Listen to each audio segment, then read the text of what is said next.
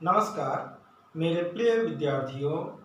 हिंदी व्याकरण अध्ययन के अंतर्गत आज का विषय है लिपि।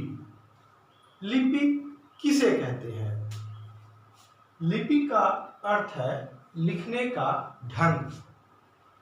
यह विद्वानों द्वारा प्रत्येक भाषा लेखन के लिए अलग अलग तैयार की गई है।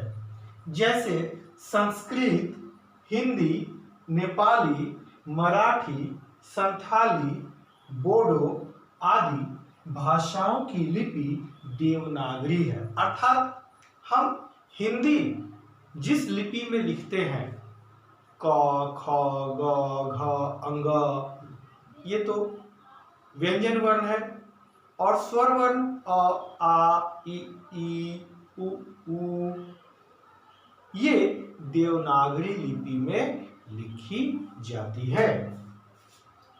देवनागरी लिपि का विकास ब्राह्मी लिपि से हुआ है। ध्यान रखिएगा, देवनागरी लिपि का विकास ब्राह्मी लिपि से हुआ है।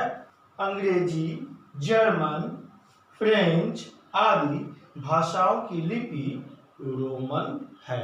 अर्थात अंग्रेजी, जर्मन, फ्रेंच आदि ये भाषाएं जिस लिपि में लिखी जाती है हम उसे रोमन लिपि कहते हैं। यूरोप की अधिकांश भाषाएं थोड़े बहुत परिवर्तन के साथ इसी लिपि का प्रयोग करती हैं। उर्दू तथा अरबी फारसी लिपि में लिखी जाती है और पंजाबी गुरुमुखी लिपि में लिखी जाती है। अतः हम कह सकते हैं कि भाषा लेखन के लिए निश्चित चिन्हों की व्यवस्था को लिपि कहते हैं। जैसा कि मैं आपको पहले ही बता चुका हूं कि संस्कृत, हिंदी आदि भाषाएं देवनागरी लिपि में लिखी जाती है। देवनागरी लिपि विश्व की एकमात्र वैज्ञानिक लिपि है।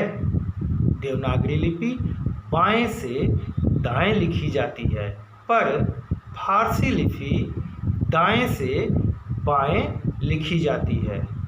कंप्यूटर पर यूनिकोड द्वारा देवनागरी में लिखे लेख का किसी भी भाषा में अनुवाद किया जा सकता है। वर्ण विचार। वर्ण किसे कहते हैं? वह ध्वनि चिन्ह जिनके और खंड नहीं किए जा सकते उन्हें वर्ण कहते हैं अथवा वे वर्ण कहलाते हैं। जैसे क, ख, ग, घ, च, छ, ज। उसी प्रकार अ, आ, ई, ये सभी ध्वनि की छोटी से छोटी इकाइयां हैं। इन्हें हम और छोटा नहीं कर सकते हैं, इसलिए ये वर्ण कहलाते हैं। वर्ण दो प्रकार के होते हैं, स्वर वर्ण और व्यंजन वर्ण।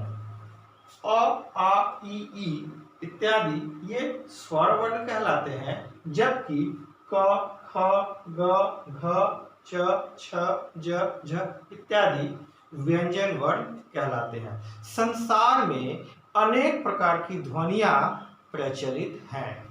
कुछ खास प्रकार की ध्वनियों को ही हम स्वर्ण अथवा व्यंजन वर्ण के अंतर्गत रख सकते हैं। आइए हम एक शब्द का अध्ययन करते हैं और पता लगाते हैं कि आखिर इस शब्द में कौन कौन सी ध्वनियां हैं।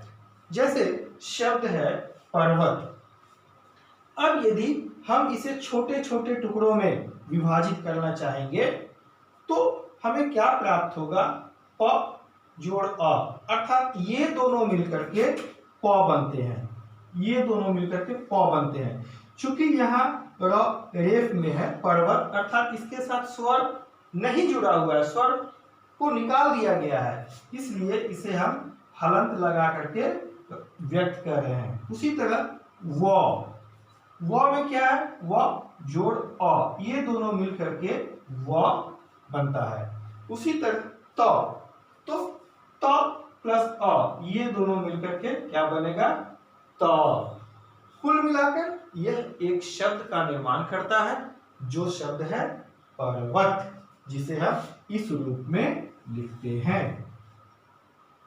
इसी तरह जितने भी शब्द हैं हम उनका विश्लेषण कर सकते हैं, अर्थात उसे छोटे छोटे ध्वनियों में हम विभक्त करके देख सकते हैं।